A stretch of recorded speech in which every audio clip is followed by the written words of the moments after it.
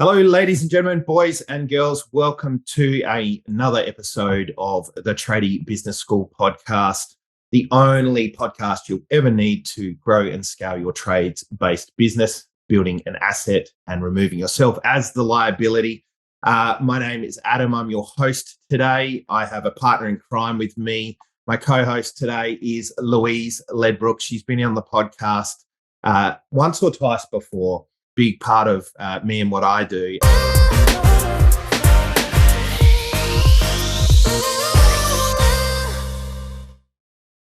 This month, we're celebrating International Women's Day.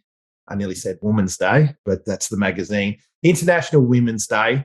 And we've turned it into International Women's Month because I just couldn't jam enough into one episode. Needed to spread it out and give every woman their own episode of the amazing women that we've got lined up for this month. But without waffling on too much more, Lou, thanks for joining me once again. I hope you're well. What's been happening in your neck of the woods? Thanks for having me. Busy as usual, but doing all fun and exciting things. So can't complain too much. Yeah, nice. So today, not today's International Women's Day. Today's episode is about International Women's Day. So firstly, happy International Women's Day. Thank you. For whenever that rolls around in amongst this episode. The reason I wanted to get you on is, there's a couple of different reasons. One, you're an amazingly strong, powerful woman that's in my life. And I wanted to thank you for being that beacon.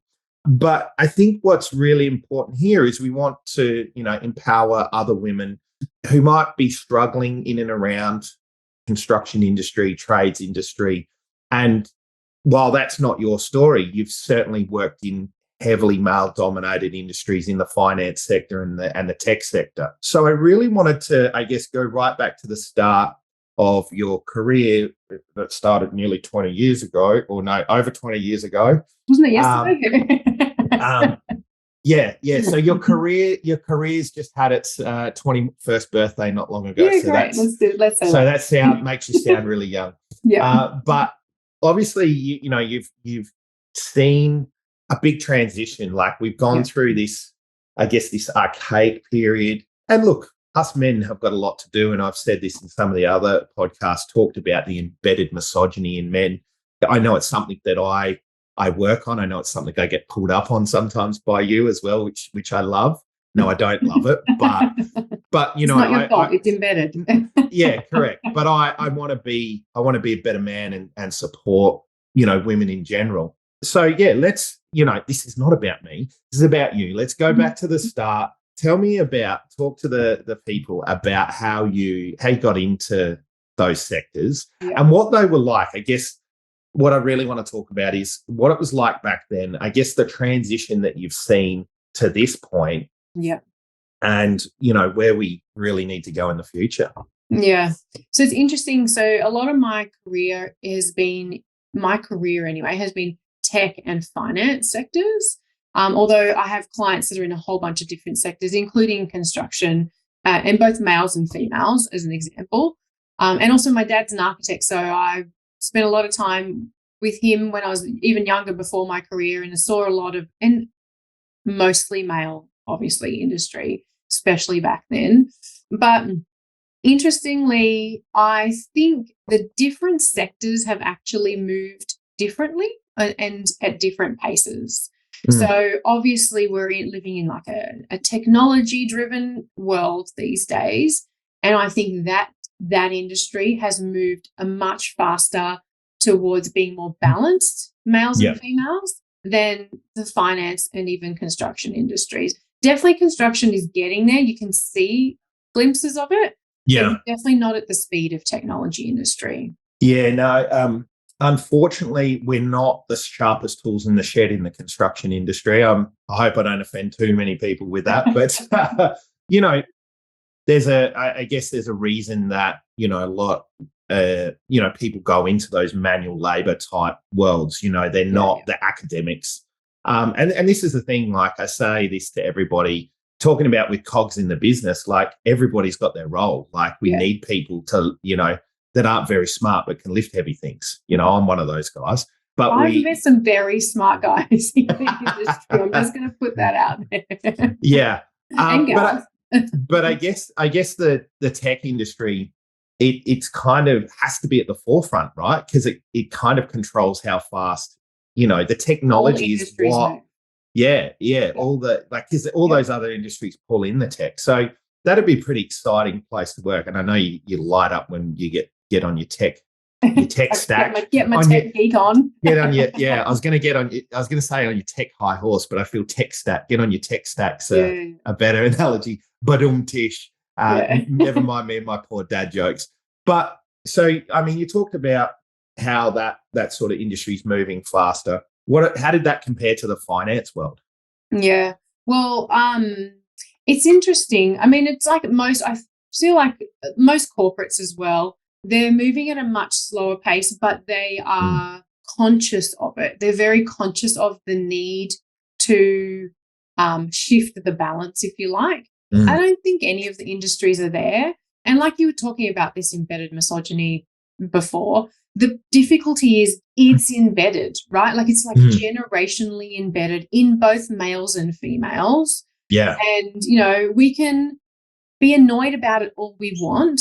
And we can be annoyed at people for saying things that are misogynistic. Sometimes they're 100% not conscious of it.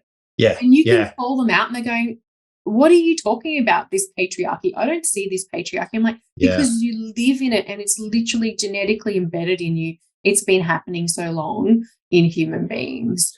And I think that was one thing that was really important for me in my journey. And you know, part of the reason that I do this is because I want us men to kind of wake up and become aware of that, and start making those changes. And, you know, it'll help us to understand why women get so triggered by the dumb stuff that comes out of our mouth, right? But women do it too. Women have the embedded misogyny as well, because it's also embedded in us, because we've also grown up with the same thing. So I also like to think of the patriarch. I heard an interesting definition of the patriarchy the other day, that because we think of patriarchy as men being the power, but I think it's actually about that women didn't have power, I think is the important thing. I think it was that's really what we're fighting for, the balance, the power balance, whether it's men or women. I don't think that really matters. You can see it's showing up in a whole lot of different ways in society. It's actually about they had their powers taken away from them and now they they never had them, to be honest, possibly, unless, you know, there might have been some, you know, I don't know, ancient culture that we don't know a lot about. And there are some ancient cultures that were more ancient Egypt and that were less patriarchal at some stage. But regardless, you know what I mean? Like that's thousands and thousands of years. And so it's actually more about the power. And I experienced that. And I don't think I even thought about it at the time of men's power versus women's power. It was just, it happened to be men that were in power, and they had more power than I did in a lot of different ways. And they would, if I felt at one stage, especially in finance, if I wasn't masculine and I didn't behave like the boys, that I would never have that power. Wow. And so I called myself out. I remember coming out of a meeting where I was yelling at a guy across the table and he's yelling at me across the table, and I've just gone, the guy now has more respect for me, but I am now not the person I want to be. Like that I had to do that. And so that was a big, for me, a turning point, whereas I want to be treated as an equal, as me. And I think that's what it's actually about for women, is like, I just want to be me and I still want to be treated as an equal, you know. I don't, this might be controversial, but I don't think men and women are equal. We're not equal. This was the question. Like, I was like, oh, do I go there? But I'm glad you said that, because I get that we want equality. Yes. And I think that this is the nuance that's really important. Like, do we want women doing the same job as a man to be paid the same? 100%. I'm all for that. But I think we've also got to lean into the fact, or the acceptance, and hopefully there's not women throwing stuff at their radio or their screen right now, but I think there's something to be said, perhaps, or a consideration, choosing my words very wisely, that what would happen if we were to accept women and men are different, and that in certain situations they have roles. Like men can't have babies, right? And what if we were to change that to being judgmental about that, to being supportive around those things? Yeah. I think the world changes very drastically then. Agree. But also we want to make sure that we're also, wherever that there is an opportunity for equality, that we step into that, but not necessarily treating men and women as equals. And I think this is the toxic extreme that people go to. Fairness is a better word. Like, I think, because we have different traits, strengths, weaknesses, just purely because of our physical makeup as well, right? Yeah. And this is our intellectual as well as our physical. There is plenty of studies that prove that women are better at some things and men are better at other things that are intellectual as well as physical. Yeah. And so I think it's about, but it's still based on averages. But it's about valuing those strengths of women. And I think that's what hasn't, like the woman, their role was in home, but it was kind of undervalued. Do you know what I mean? Oh yeah, no, that's a beautiful point, right? Because this is one thing that I did too. Like, I grossly undervalued the women in my life. My mum, the mother of my children, the missus, the aunties, the sisters, or whoever it was, because there was this embedded expectation that that's what they just did. Yeah. But this is the interesting thing. Like, I've worked with many couples now, and, the wife takes on that quintessential role. She kind of falls into that, becoming the secretary in the business, that sort of thing, the admin girl. And the man kind of postures because he's the one making the money, right? And I've got to call that bullshit out, right? Because here's the thing. I've sat down and done the calcs with people, and we've been through this as well, like, how much time and effort does it save the man, in air quotations, when he doesn't have to do the admin work? Because, if you're earning, let's say, $100 an hour, and your admin girl, admin person is saving you 20 hours a week doing that, like, that's $2,000 a week. Yeah. So that has value, right? Yeah. And this is the thing. I see this all the time with business owners. It's like, well, you're raising the kids. What do you contribute? And men and women fighting over this stuff. Mm-hmm. Cash is like the biggest source of tension in the household, right? And it's like, well, what? And I know I would, like, when I was in that lack scarcity mindset, at one time, there was many cycles through that. But, it's really easy to fall into that.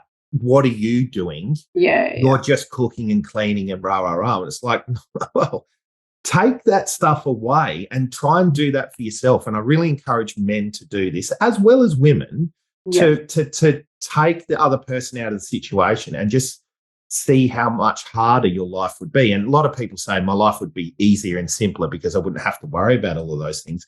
But you'd also be doing a ton more stuff for yourself. So there is definitely inherent value in what the partner, in whatever capacity they come to the table with, that what they bring. But anyway, I think we undervalue administrative work.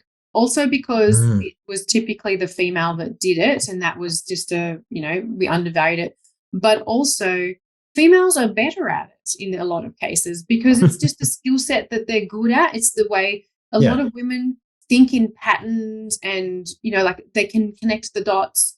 We have grown over generations, to have to juggle things. Yeah. And so it's a skill set that we're good at, right? And so, and like you just said, but also without that, the rest of the business isn't as valuable either, right? And so we're supporting, it's like a foundation. Those administrative people support the rest of the business, but it's just kind of seen as, it's just the admin work, And so that's for me, it's a value conversation about value and fairness. Yes, you shouldn't have to do the admin work. This person is very good at the admin work, but it's just as valuable as going out on site and physically performing the job, because it's enabling you. Some people have been triggered by that one, I'm sure of it. There's like, no, it's not. It's not. Well, would you prefer to go out on site, do the work, and then come home and do the admin work? You can do that too. And cook your own dinner and clean your own dishes and make your own bed and things like that. Yeah, and that's the thing. People just,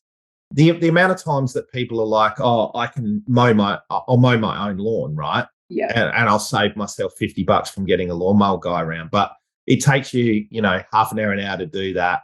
And then it's like, well, you could have been out making that money. That was one of, I think, my biggest mistakes early on was I wanted to be the jack of all trades, and that's embedded in a whole heap of things, traumas of people letting me down. And it's like, well, if I've got every trade under the sun, I'll never have to worry about needing someone, right? But I had it completely. I had it completely wrong, like so badly around the wrong way. And it's like, no, you're better off going and do what you're good and you love, generating the money, and then paying other people that do what they love to do those things. But anyway, we digressed. That's very unlike us. No, we never do that. So going back to those early days, what were some of the things, like you said, that you talked about sort of having that fight with that man and it bringing you out of alignment with who you are. Is that sort of how, does that happen still? Like, do you find yourself having it doesn't happen to me anymore, but I see other women in workplaces. They may not feel like they have to be actually, no, I still see women who feel like they have to be masculine and the powerful one. I can go into a whole lot of stuff around, I don't think women support women enough. I think the problem is they feel like they need to all of a sudden be the king of the castle, be masculine, and then they just don't support other women and bring the other women up. They almost stab each other in the back to climb to the top. And I'm like, typically men don't actually do that because they build relationships. So what I have seen anyway is they build relationships and then all the women are like, oh, if you're not in the bromance, don't get the promotions. I'm like, join the bromance. Like, make your own bromance. Don't feel like you're on the outside. Make a female bromance, like. Can it be a bromance though if it's females? Well, what do you call it? Sisterhood? Sisterhood? Sisterhood, Cradle, Sisterhood.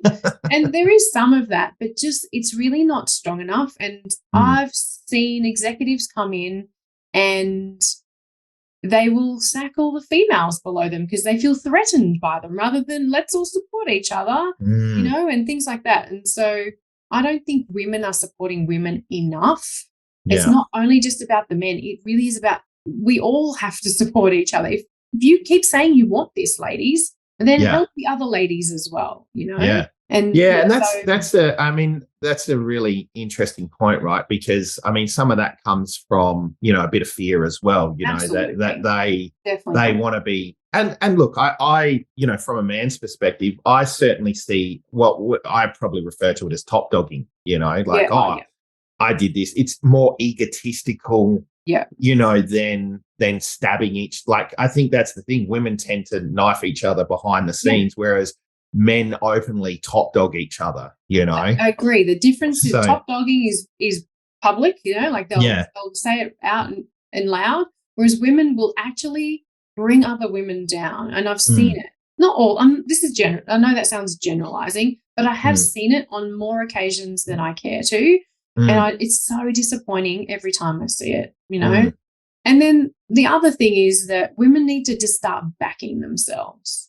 I think they don't back themselves enough, and they kind of go, well, if you're not in the bromance, you don't get the promotions. And I say to them, join the bromance, because I'll just rock up and join the boys. Like, I don't care. Like, I don't see that separation anymore. What about in like smaller businesses, husband-wife combos? I think that'd be really helpful there because, your husband's got a job, quintessential job, whereas you've got multiple businesses. Yeah. Like, how do you manage that dynamic and how does that sort of work? Like how would you navigate that, I guess, like, because I definitely want women to back themselves, but how do they back themselves when they're kind of the woman, Yeah. in air quotation? They're not seen as an equal. Like, how do you deal with that? Like, how did you navigate your relationship to get to the point where did you just hit the jackpot and find a nice man who is loving and supporting, or did you have to train him a little bit? Well, I have definitely lucked out, I have to say. I've definitely lucked out because he's extremely supportive. And like when I'm beating myself up, he's the guy that says, of course it's hard. You got to take risks, blah, blah, blah, and like, just keep going. And so that's amazing to have. And I know other women that don't have that, and it makes it very soul destroying to try and start a business. And we all know, like, especially in the beginning, it can be hard. Like sometimes you're barely breaking even, if at all, you know. And so if you haven't got that supportive partner, it can be really difficult, and a lot of women will give up as a result. Or it's a hobby business. It never becomes a business. Yeah. But I see that a lot. I see men, and I've got no problem calling it when I see it these days, but you know, men making their women, you know, feel smaller without, and so, like you said before, sometimes it's quite unintentional, quite, you know, subconscious, but talk, you know, oh, how's your hobby business going? You know, those statements and those sorts of things, or, you know, just like, we've got to be so careful of the language and how it belittles people. You know, particularly if they haven't done their own growth work. And this is the case. Most people listening to this sort of podcast, they're just getting into that personal growth space, that business growth space. And it's not until several years down the track that you start to realize, shit, I've got to watch what I say. Yes, it's going to trigger people and they need to do their work and whatnot. But also, I don't need to contribute unnecessarily to how that person feels in that moment, you know. And I think as men, you know, just being able to support women more and encourage them and do that, like using your masculinity for that kind of, you know, providing that love and support is, I think, would be beneficial anyway. Certainly what I try to do with the ladies in my life. Great. Look, and I think like any relationship, the number one thing is just keep those lines of communication open. So, you know, whenever, if he starts to feel like what's going on there, like what's going on in your business, I don't know, like then he should ask me. And then if I'm like, you know, like I said, if I'm starting to feel down on myself because things aren't going to plan or whatever, I should tell him as well, because then he has the opportunity to bring me up and vice versa.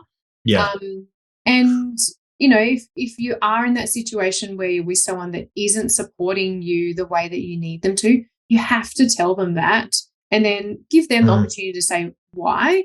The tricky thing is, and obviously you know this very well, until you have owned a business, you will never understand what it's like. And so it's really hard to get your partner, if they haven't ever owned a business, to agree with that. Like, you know, to kind of, they need to accept, okay, I don't actually understand what's going on for you. I've had, like, you can have I used to have a very stressful job, very stressful corporate job.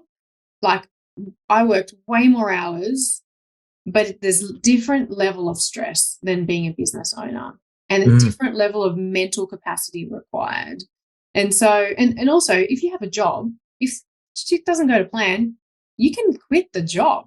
Yeah. You know, like you can quit your business, but it has a whole lot of flow on consequences. Yeah, yeah. And so it's not a simple process, opening and closing a business. No. Whereas quitting a job and starting a new one is fairly simple, fairly straightforward. Yeah. And it's almost like, even if they don't think about it, they've kind of got that backup plan subconsciously, can always be there, right? Definitely. Whereas it's helping your partner understand as best you can by communicating to them how that stress can manifest for you, that it does, that you have it. And when you will get into those times of overwhelm where there's so much going on in the business, especially as a female, you know, also there's plenty of studies that show in majority of cases, the woman does most of the thinking in the household as well. When's this due? What are we got to buy? When's the bills due? When do the kids have this? Have I washed the uniforms for tomorrow? Like they do that. So they've got to do that thinking plus the business owner thinking. And sometimes it can get doubly overwhelming. And so again, and I'm guilty of not doing this. I definitely don't do it as often as I should. You then have to go, I'm like doubly overwhelmed. I need you to support me right now. Like I've got this going on in the business, the house is, look at the place. Like, I don't know what's going on here. I really need you to help me right now, and not yell at them because that obviously doesn't help. And then they go, oh, like, so have that open conversation. Yeah, communication is definitely the key to success. I say that all the time. And sometimes that's just being able to have hard chats as the woman with the male in the relationship, and being able to call them on their shit and say, hey, you're doing this thing, or I'm not feeling supported, and those sorts of things. And knowing that men traditionally will tip towards anger and frustration when they're triggered and they're being called on their shit, like we get grumpy.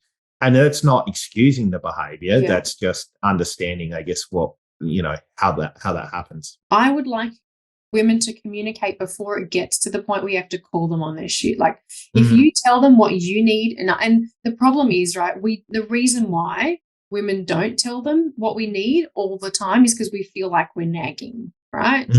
But honestly, most men just don't have a clue. Like they just don't, right? They don't see the mess. They don't know what you want.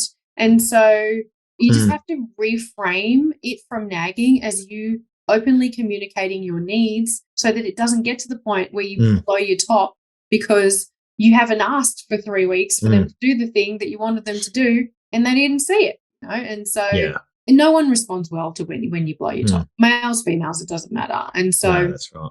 And this is also in the workplace, guys. I think this is important, is that I see lots of women where they're like, I work my ass off, but why am I not getting the promotion, or why am I not being recognized or being appreciated? And I'm like, because you don't tell anyone. And men have domestic blindness. They can't see what's in front of them.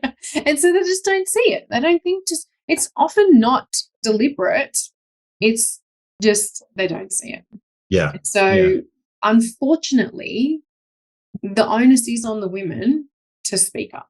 Yes, I would love men to start. I also would love men to start to try and be more aware. But this is how we help them be more aware. The cats join the podcast. I love a pet in the podcast. Bloody cats. So I guess that all really good points you make there. With, I guess, transition in the workplace, what have you seen, I guess, from where it was to where it is now? Like, what do you think we're doing well? What do you think we need to do more of? Obviously, you talked a bit about women communicating in the workplace, or even more so at home, we were probably talking, but I think it probably means the same for in the workplace too. Yeah, definitely. Where were we? Where are we now? How do you see that? Oh, that's a tricky one. Like we said at the start, I think each industry is a little bit different. And I think it's a collective consciousness, I suppose, about, like we said before, valuing and fairness. And it's not about equality when it's due, like you said. But like for like, you should be paid the same thing, right? I mean, like for like is very difficult. I'm just going to go there because there's experience. There's a whole lot of things that come in there. Yeah. But anyway, generally, right, then that makes sense. I think women they're starting to get a voice.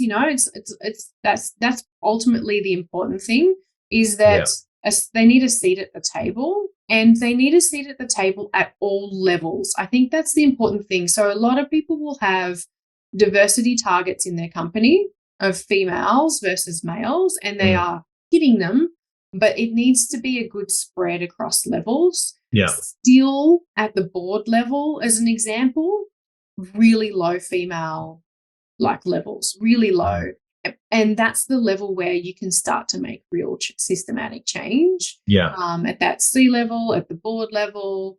And whoever's listening, like your company might be a small business. You could be part of a larger business. You could be subcontracting into a bigger business.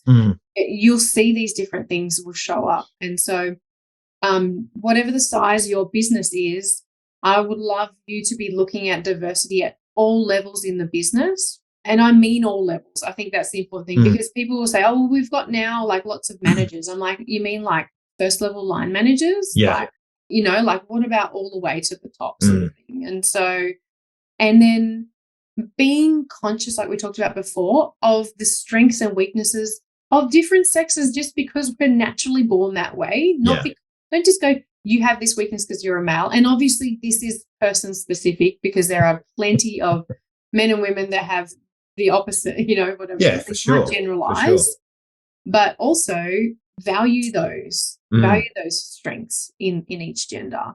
And then leverage them in your business the best you can to make it the best business it can be.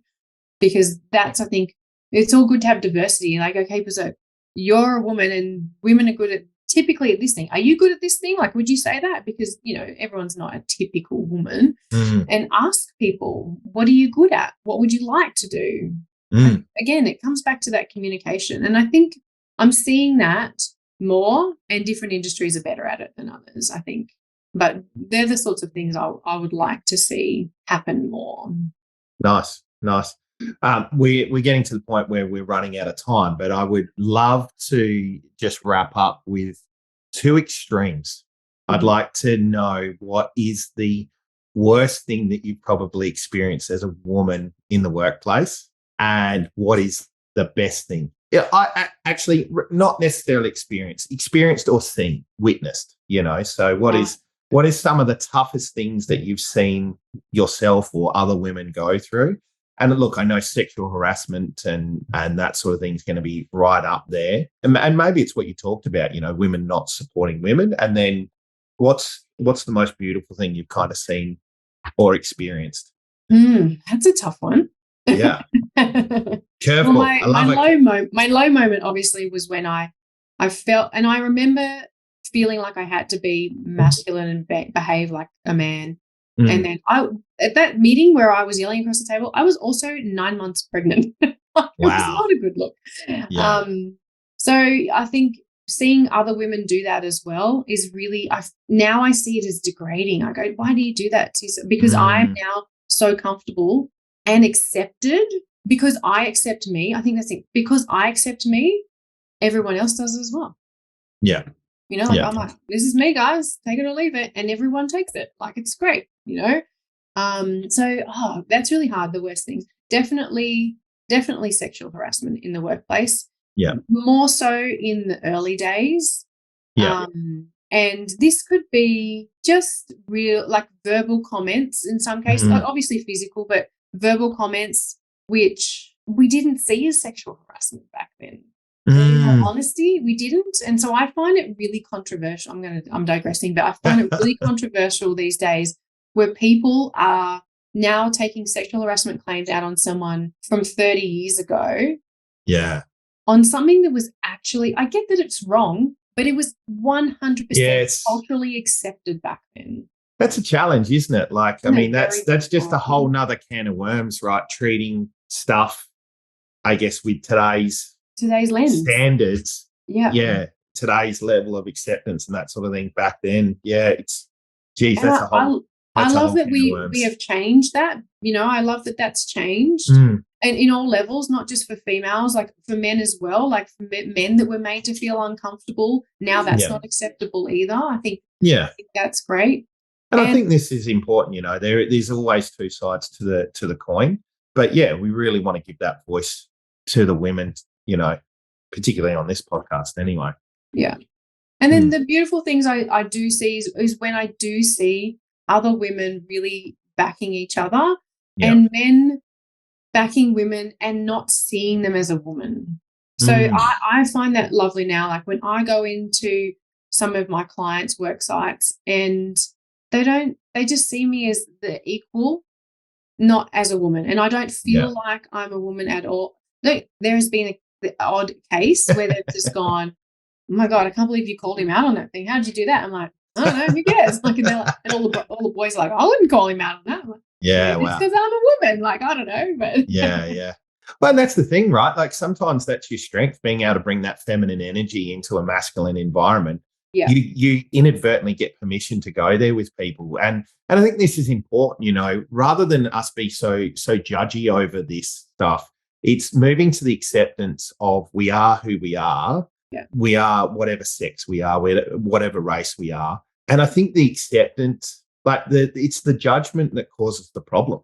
The acceptance of, that person's a woman and she's earning $1 squillion because she's the CEO. There's nothing wrong with that. Like, it's just a person in that role. And once we pull back all the things of how labels, perfect wording, it's just people doing jobs. And I think when we can get to that place, it's going to be a really beautiful world. But we're well over time for what we kind of budgeted for, but that's okay. I could talk to you for hours about this stuff, and we probably created another half a dozen episodes in there. But I just want to publicly acknowledge the love and support that you have given me over the years, and I just want to thank you from the bottom of my heart for that. And I just want to honor you for being such an amazing role model to other women out there. I know you've got your own little women as well. And I watch with great interest to see how they turn up. It'll grow up to be strong, powerful women in the world as well. For those of you who are listening, if you are a tradie lady, if you are the wife, the partner, the significant other, the admin girl in a trades-based business, if you want some love and support that you're not getting at home and you struggle to get that support, then, reach out to us and let's have a chat, see what we can do to help you. We have our new email address, hello@tradiebusinessschool.com. If you enjoyed this episode, if you're enjoying International Women's Day month, please do all the cool things, hit your notification icon, like, subscribe, and share it with another powerful woman in the world. Once again, Lou, thank you for joining me on today's podcast. I look forward to chatting to you again sometime in the near future. Thanks for having me. Thanks. Bye. Bye, everyone.